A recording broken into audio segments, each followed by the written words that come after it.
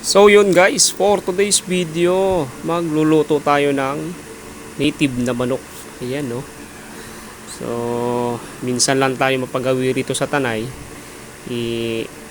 Nagpaulam si Otol ng native na manok. So meron siyang native tsaka yan, dalawa yan eh. Native tsaka 45 days. So itong native, yan yung pupulutanin namin dalawa.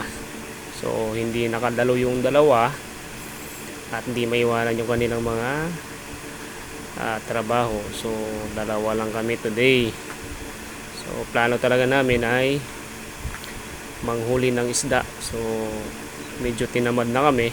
Ayan, itong native na lang na manok yung aming pagdidiskitahan guys. So minsan lang naman kasi ang mapagawi rito sa Tanay. So ayan, native chicken. Pero ang plano ko talaga dito, kaya ako namamasyal dito, ay manghuli ng mga hito at igat. So ayan, ako na nga pala naglinis noon.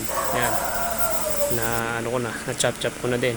Na pressure cooker na nga pala namin yun guys. Ayan, ready na. Gagataan namin adobo sa gata yan. So ayan, ready. So siya na yung tumira niyan. At ayan na nga guys, luto na siya. Ready to eat na to. So shout out sa mga mahihilig dyan. Ayan nagmamantika siya guys. So yan, ready na to. Yan. Yan o, balon-balunan yan guys. Yummy yan, yummy. So titikman natin ang balon-balunan. Yung guys, eto, favorite nyo rin ba to? Ito'y balon-balunan pag nagluluto na ito sa probinsya, para sa pare, sabi ng tatay. So ngayon, yan o, adobo sa gata. Sarap to, ang pulutan.